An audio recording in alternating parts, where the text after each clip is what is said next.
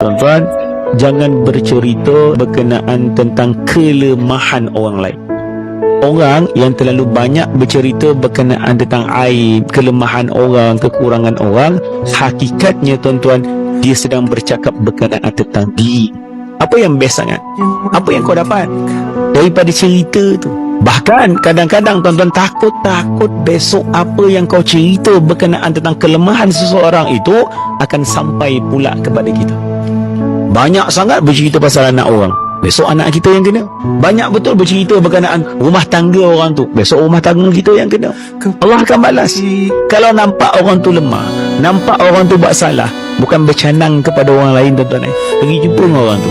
Dan disebabkan itu akan menjadikan orang tu, kadang-kadang dia tak perasan, kadang-kadang dia tak tahu, dia pun manusia, dia bukan malaikat yang tak buat dosa.